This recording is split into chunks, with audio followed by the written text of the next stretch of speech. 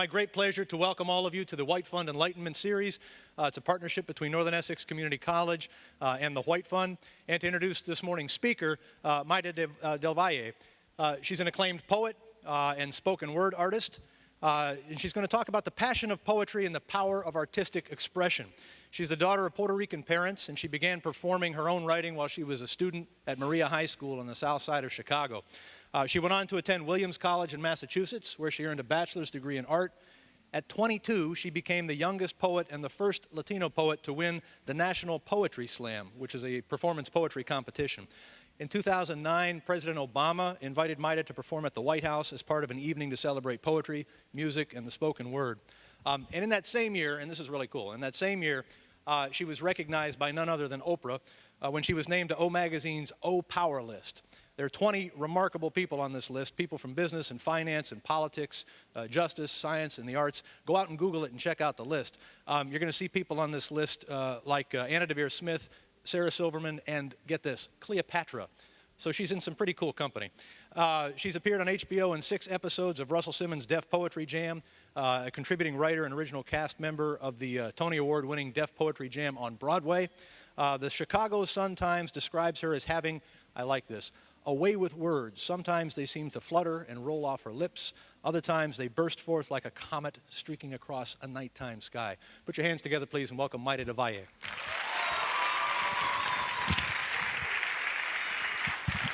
What up, Lawrence? ¿Qué lo que? What's happening? How's it going? I didn't hear you. Are you awake? Because I'm barely awake. I'm barely awake. I hardly slept last night. I was like, I don't know what time zone I'm in. ¿Qué hora es, coño? Word. So, do we have any writers in the house? Do we have any MCs or poets in the house or anything? Word. Like my bio said, I was born and raised on the south side of Chicago. My mom and dad are both from Puerto Rico, so I'm first generation in this country. I'm the youngest of 3. My brother and my sister are both cops, which is really weird for me, which is like so crazy. I'm totally like the black sheep of the family. I'm the crazy, like artsy aunt. And I started writing poetry when I was about 14 years old. So about, you know, whatever. Do we have any freshmen here? Yeah, a couple freshmen.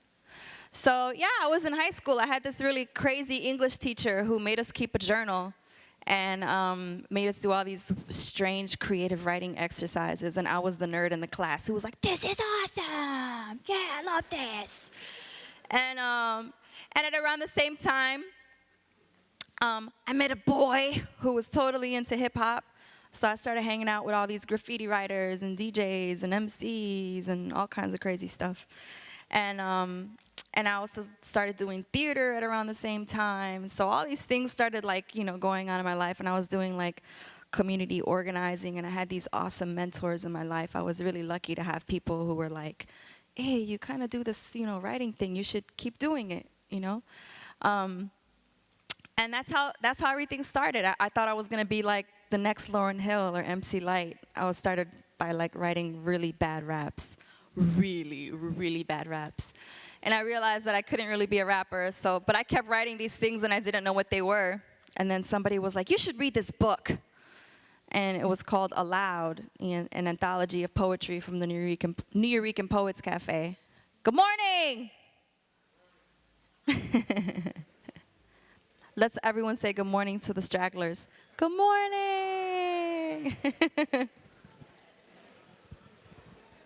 So somebody gave me this book, and they were like, you should read this book. And there was all this amazing poetry in there. And I was so excited that there was a place called the Nuyorican Poets Cafe where there were like hella Puerto Ricans hanging out, writing poems. I thought that was kind of fresh. Because the neighborhood I grew up in, there were not a lot of Puerto Ricans. I was always like the only Puerto Rican around, right? When we first moved into the neighborhood, it was mostly like Polish and Lithuanian. And we were like the first brown family on the block. And that was kind of crazy. And then as time went on, the neighborhood started to change. And we started to get a lot of Mexican immigrants into the neighborhood. We had a lot of Palestinian and Jordanian immigrants in the neighborhood. We had a lot of African American people moving into the neighborhood. And so we became this kind of like little United Nations, this little like sancocho of a neighborhood, right? Where you had all these different cultures, and on any given day of the week, you could walk down 63rd Street, and there was like a falafel spot, a Polish sausage spot, a Mexican restaurant, and and this crazy laundromat where everyone used to hang out together.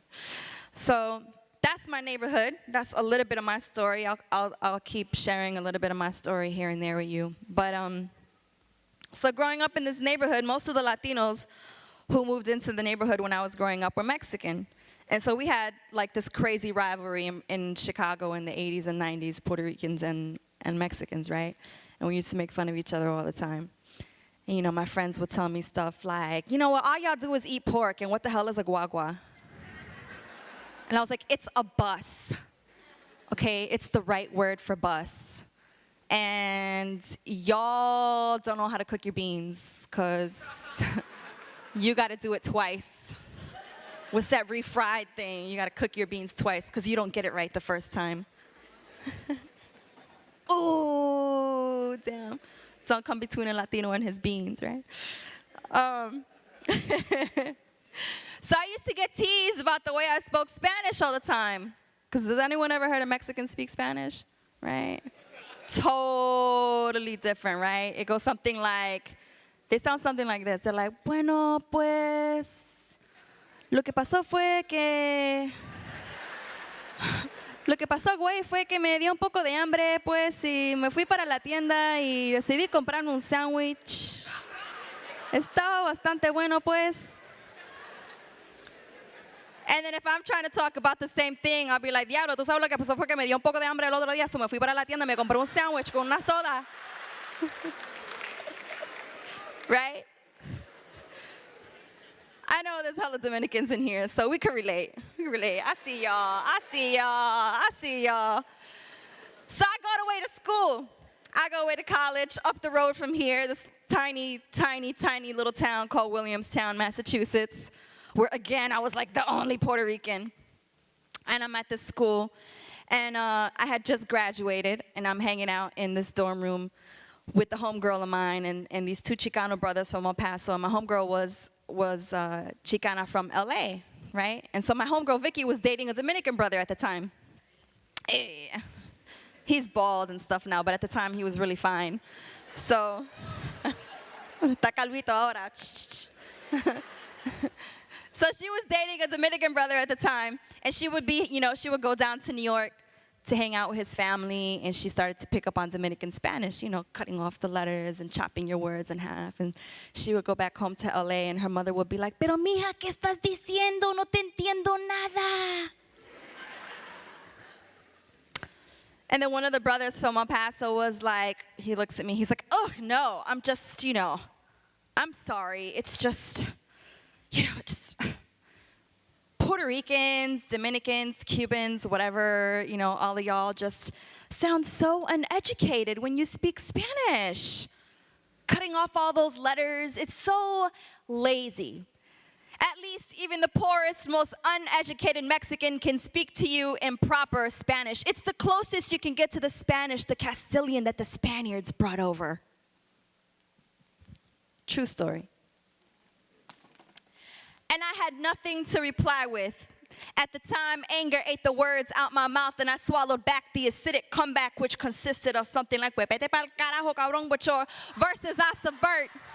My comebacks come quicker now. Mouth opens wide with retorts in defense of the inflections in my accent, in defense of the articulations of my cultural enunciations. In other words, I'm defending sounding like a damn Puerto Rican, and I got words doing Mary Lou Retton type flips off my tongue, slurring syllables, warring accents. Authenticity goes to ish, Spanglish slips off my lips, and I'm speaking in tongues, blending proper with street talk. Every day meets academic, bastardizing one language, creating new ones, illegitimate unions between past and present doesn't give birth to shaky speech structures, makes my expression easier, leaves language purists scratching at their ears. Ain't gonna get grammatics correct. I'm overcome by urban street tinge tongue tactics. This city's slicker demeanor ain't acted out. I'm taking out all traces of proper English. Punctuation's only being used to give feeling. No pauses, seizure is non-existent. This vocal pattern is just now being enacted, independent of margins that hold my syllables in check.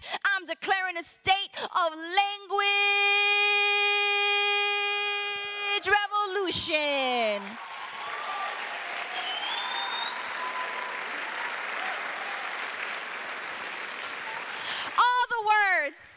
All the words in our vocabulary have declared a universal strike, saying that we've been practicing unfair talking laws and not paying them for their hard labor, threatening to leave our civilization speechless. All accent marks are attending an emphasis convention at Webster's Place.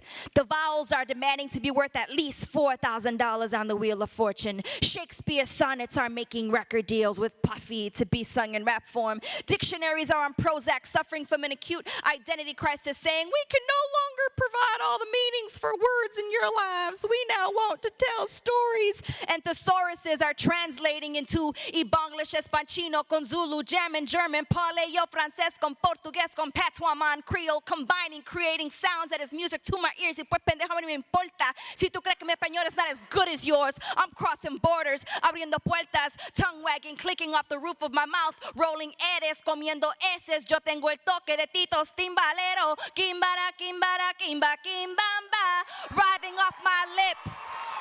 I'm riding waves of language deconstruction. Wear your hard hats, little chicken heads, because the alphabet is falling from the sky.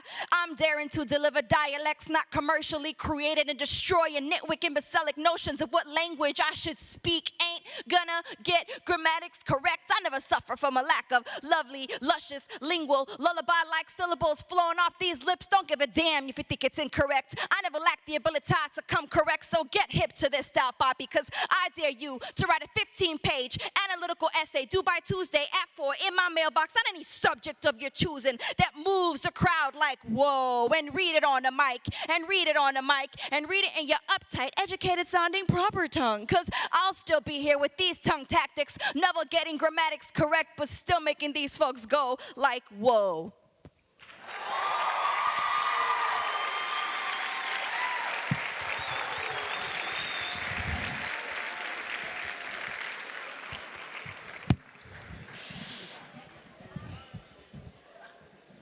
So I got to go back to school and read that poem when Homeboy was in the audience. After I graduated, he was working in the admissions office. And I saw his face in the distance in the back of the theater, and he was like, then he came up to me afterward, and he was like, you win, you're absolutely right. But it's really interesting to me how we can be so brainwashed as Latinos sometimes to deny like parts of ourselves, you know, to like to hide some of our roots, you know, to deny some of all of the things that make us up, you know, that make us who we are. As we are some crazy mixed up people, you know, in the Caribbean. You know, we're part of a diaspora. And we got to be able to recognize all of the things that make us who we are, so we can honor, you know, all of our bloodlines, all of our ancestors. And it's really interesting to me how parts of our history get erased, so that, you know, we're sometimes taught to like worship and only recognize this like European side of ourselves, you know, when like we have all this African and indigenous ancestry and all this African and indigenous, you know, history that's been erased in the process of the creation of this world, you know. And so for someone to say that, you know, like it's a badge of honor that our Spanish sounds like, you know, the closest to the Spanish of the people who colonized us, without thinking about like, wow, really, like, okay, the most uneducated Mexican can speak perfect Spanish, but there's parts of Mexico where there's still like Mayan, you know, and Zapotec languages still being spoken. So like, what about, you know, speaking perfect indigenous languages? Like, is that something to aspire to? That's just really interesting to me, and I put that out there. You know, I speak about that as a challenge to our communities to think about and to question what it is that we value of our history, and to question what it is that we're taught, you know, and to dig deeper and to honor our roots, man. Because if we're denying parts of ourselves, and, like, you know, we're denying who we are as people, like, we got to be able to accept the totality of us, everything that runs through our veins. We got to be able to make peace and, like, and with everything, with every part of that. So this next piece kind of came out of that that search, that questioning that I really had going on for a while about who I was, and, you know, where my ancestors are from, and not knowing how to trace those lines, you know, and just wondering, like, wow, well, for example, like, on my mother's side, I can only trace my maternal lineage as far as my great-grandmother, Teresa Rivera. That's her name. Teresa's mother, I don't know Teresa's mother's name. And that's profound. That's deep to me, because it's like, how can we honor what we don't know, you know? How can we honor what we can't name? And so this piece is called Descendancy, and it came out of, like, a period, I guess, of a little bit of frustration when I was younger in college, of feeling like I didn't know where to look, and I was trying to figure out who I was, and what that meant, what it meant to be Puerto Rican, and what it meant to be part of the diaspora, what it meant to be from the Caribbean, what it meant to be a Latina growing up in the United States, you know, and, like, not being from here, but not being from over there either, you know, because growing up I used to get called a spick on the regular, and then I go back to Puerto Rico and they're like, pero tú eres gringa, you know, and it's just like, well, who the hell am I? I'm having an identity crisis. ¿Quién soy? So this piece is called Descendancy. So this is for anybody who's ever wondered, who's ever asked, who's ever had questions about creating your identity. It's nice that you can claim your clan to purebred pedigree descendancy, but middle passages mark the makeup of my amalgamated Afro-Boricua ancestry. I know it's kind of hard to see the motherland legitimacy in me, but I can't deny the fact that Congo songs lay in the lines of my mother's palms as she holds her hands up, offering up psalms, seeking the calm offered by God's son, because when the day is done, the color of my skin still marks me as an alien in the country of my birth. I can't check myself into a box. I be ignoring mommy straight and papi's curly locks in me, the Chi-Town Midwest windy city in me, the bebop hip-hop non-stop salsa con sabor queen of soul in me, the growing up next door to Mexicanos and orale cabrones tacos and tamales in me, the B-girl days while spitting flames and painting trains in me, the taína con dolor in me, the Marvin Gaye and sweetened lemonade on sunny days in me, the descendancy that doesn't deny the darker shades of skin in me, what you claim you can't see. So descendancy me for what I be, because I be Eurekan, a Chi-Town, not a Nuyorican, a Chi-Town, Southside Rican, simply seeking to see if I can fit in. I dare you to sit still in your chair and intellectualize what I can only make sense of by feeling. I see you're being blind, not seeing past the kinds of fabricated fictional fables, assaulted ancestral accounts. I should be calling these historical scribes Aesop, the way they stop the truth from being illuminated, using tactics, trying to force my assimilation, causing me to question my creation. You must have mistaken me for Hansel and Gretel, thinking I'd jump into the melting pot, always trying to place me in constant categorizations of populations. You're calling this shit civilization? My so-called pre-Columbian, savage, unenlightened ancestors had more humanity than this Microsoft, Macintosh technology monopoly information highway riding bareback on the backs of underpaid third world women and children, 85 cents a day for making $100 Nikes, nuclear bomb dropping immigrants, stopping death by lethal electrocution, injecting lies of let me get my piece of the American apple pie dream into our children's minds. Society, let me order your new world and paint the White House brown, cause I'm going down to the earth earth, searching my roots like Haley's. And I'm writing comments back to the past that becomes my future, that is my present, that is my now. I'm going back, seeking my descendancy.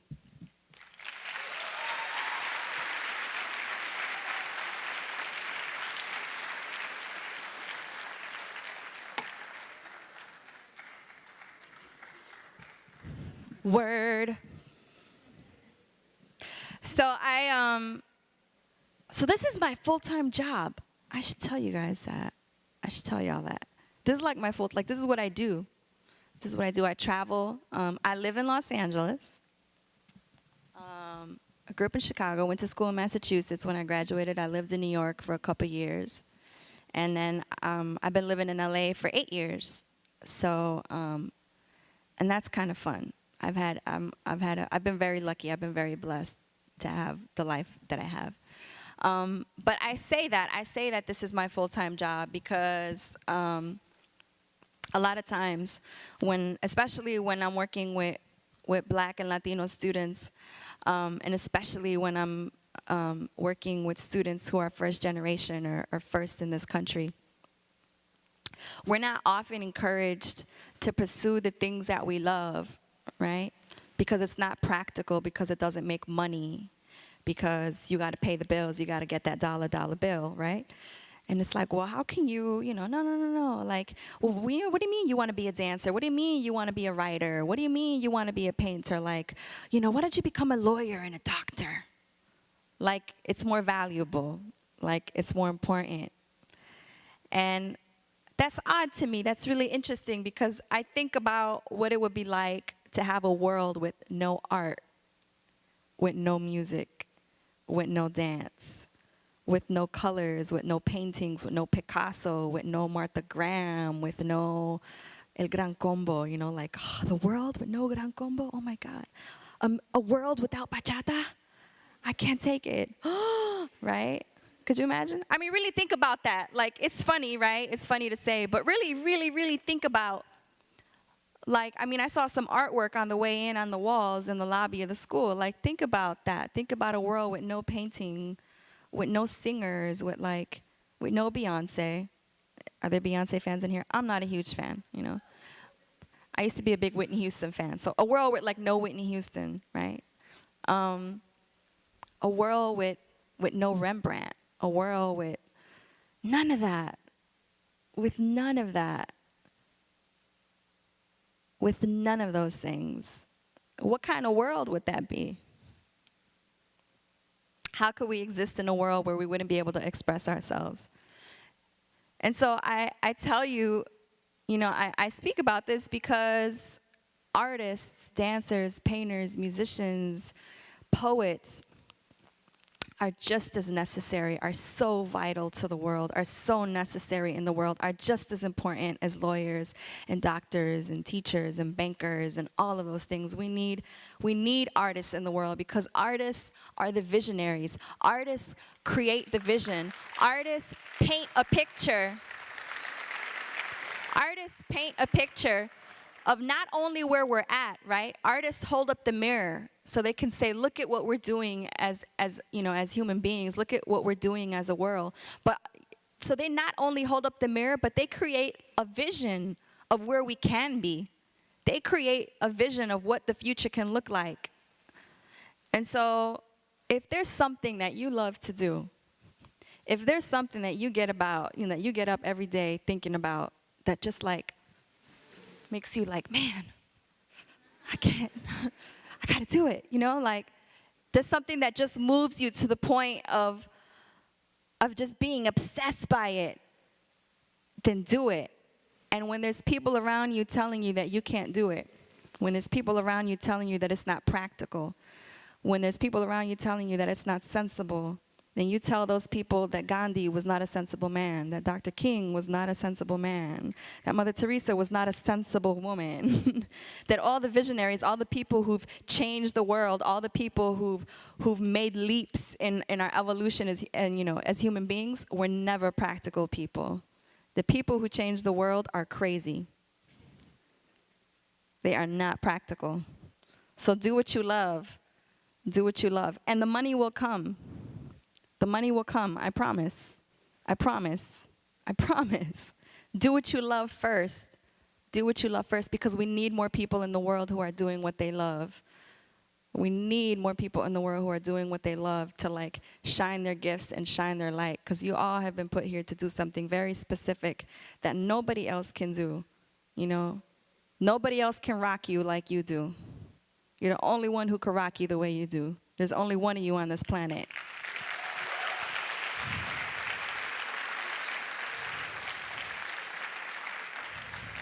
So I work with I teach at several high schools in LA, and on Wednesday nights, I missed my girls last night. On Wednesday nights, I teach a workshop at a detention camp for young incarcerated women between the ages of 13 and 18.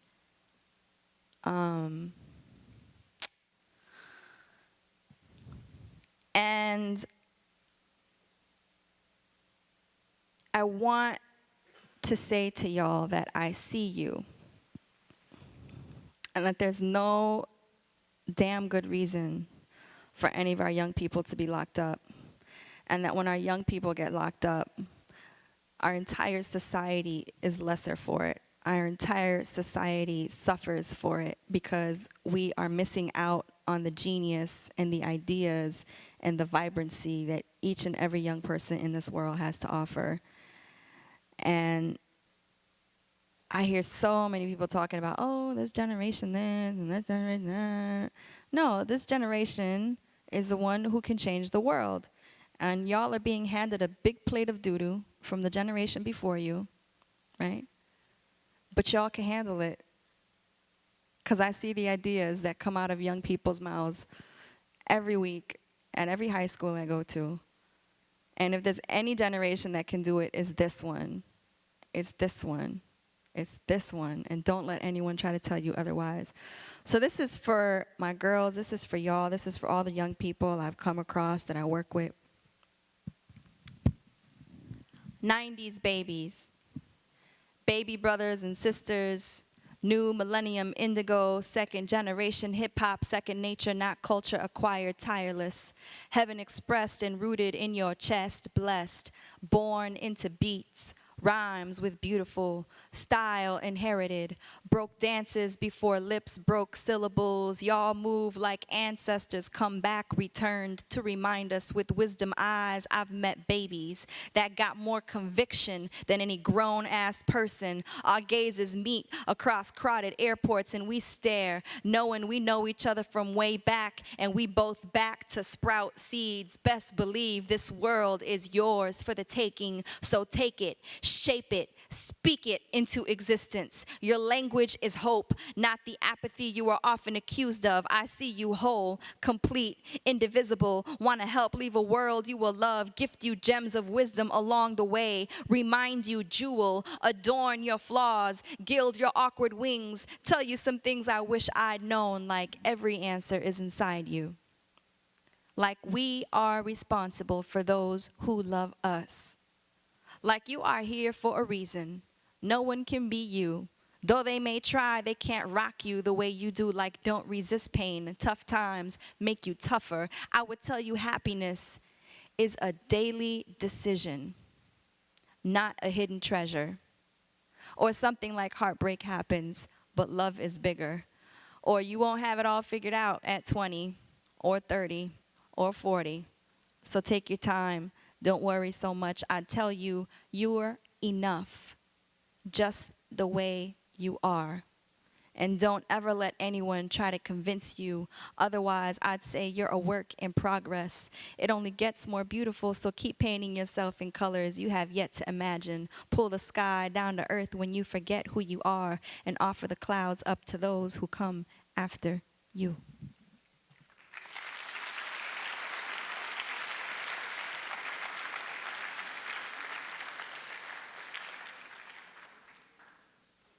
All right, so I'm going to do like 2 more pieces. One is, this piece I'm going to do is, is for my grandmother. And it's for all of our grandmothers. I didn't really get to know my mother's mother because she passed away when I was very, very, very, very little. When I was about 2, so I don't really have any memories of her. I don't even have like any pictures with her. And there's so many things that I'm never gonna know about her. And it's especially bittersweet doing this poem because my mom's oldest sister just passed away on Saturday back in PR, and they just buried her yesterday. And she was 88. And she was like the one in the family who knew all the stories. Like she remembered everything, you know? And I just keep thinking about all the things I'm never gonna find out about now that she's gone. And so if you have a grandparent, if you have a grandmother especially, like make the time for your abuelita, like make the time for your older aunts and those old uncles who got all them crazy stories about living in el campo, and like that's part of who you are. This is part of who you are. That's part of who you are, you know. And so honor it and cherish it and like really value it, because that's what we get to pass on to our children, you know, is our sense of identities, our sense of self. It's something to be proud of. So this is for your grandmothers. This is for all those women whose names we'll never know, whose faces we'll never see. This is for Teresa's mother. This is for the grandmother whose name you may or may not know. So.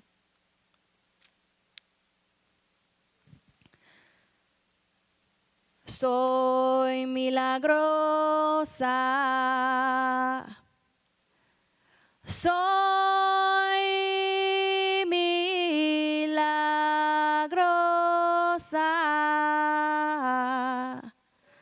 Soy historia de la luz. Soy estrella sobre el mar. Soy milagrosa. Soy milagrosa. Soy piedra, palabra y poder. Soy milagrosa. Abuela. Our common thread began in my mama's womb. Spun my fetus like a record in her cipher, sampled your stubborn and mixed in her father's posture. Our connection is full circle, Abuela. You bear of children. You seer of spirits. You are truly miraculous. You are the whispers of litanies and white lace tablecloths. Your melody is captured in the spilled candle wax of my skin. My tongue's a broken needle, scratching through the grooves of a lost wisdom, trying to find a faith that beats like yours. What secrets do your bones hold? What pattern does your dust settle into when I beat these drums inside my ribs? What color was the soil of your grandmother's garden? Abuela, how did you pray? Did you store the memory of your creator in strands of hair tucked into scented soap boxes or placentas buried under avocado trees? What reservoir did you pull your faith from? Was it anything like this gumbo, this sancocho, this remix of rituals and chant sampled from muscle memory and spirits that visit my dreams that I struggle to stir into discipline, to honor the unseen with these shells, this sage, these rudrashka and rosary beads, these white candles, crystals, statues, sweet water, honey, rum, and sweet grass? Abuela, how did you pray before someone told you who your God should be?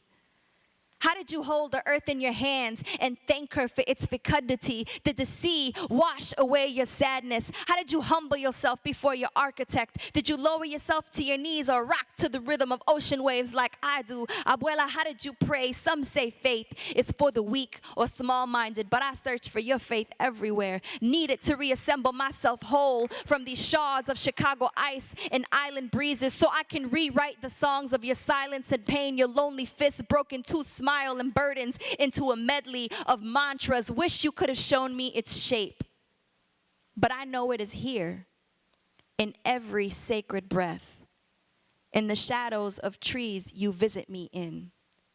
In the flicker of flames, I stare into searching for what's divine. And I know my body is the instrument my maker uses to rearrange the broken chords of your history into a new symphony for my unborn children's feet to dance to. And I see you, grandmother, gathering with your sister to chant the names of the living and the dead and remind us all that whether gathered in a marble temple around a midnight fire or block party speakers, we have always raised our hands to the sky trying to touch the invisible force that holds these cells together into a fragile mass, children of different nations, but the same vibration. We be sound to beat, to bass, to bone, to flesh. We be sound to beat, to bass, to bone, to flesh. We are all truly miraculous.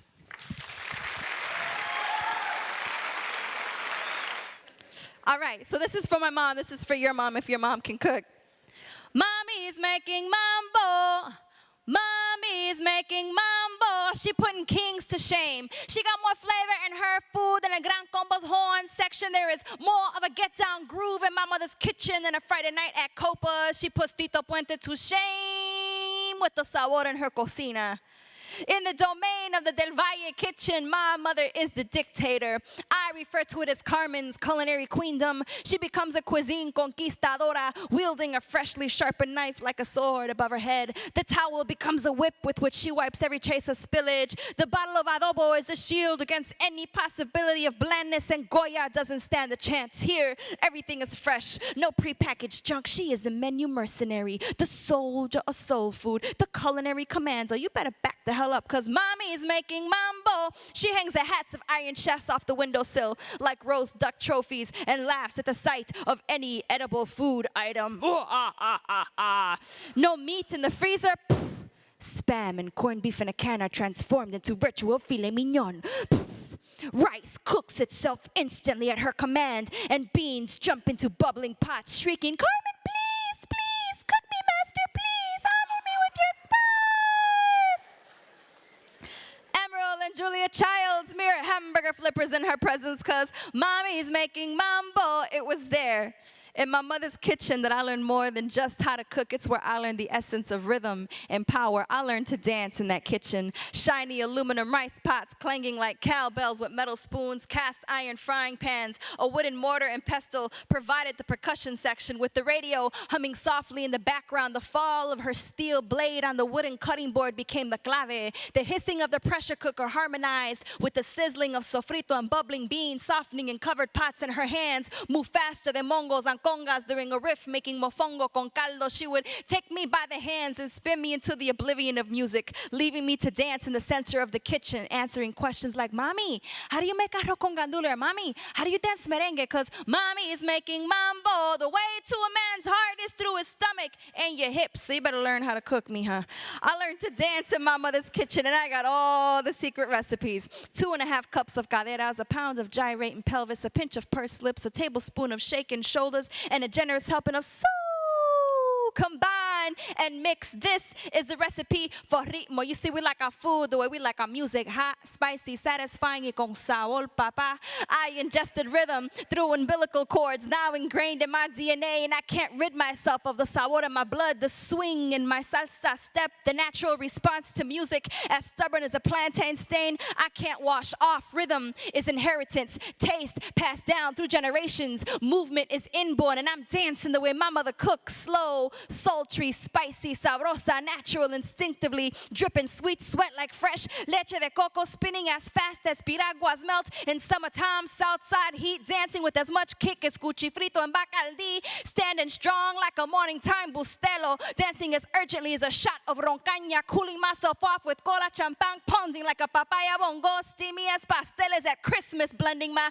hip-hoppy mambo like a piña colada, my mouth watering for music with sabor en cadera, sus down my hips, dulce as Celia's azúcar con dulzura. I'm cooking with sabor, I'm bailando con sabor, cause mommy's making mambo. Mommy's making mambo. Mamucha, come eat, the food's ready. Thank y'all so much. Thank you.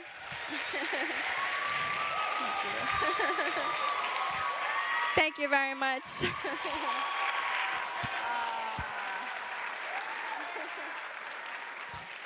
Gracias. I appreciate y'all.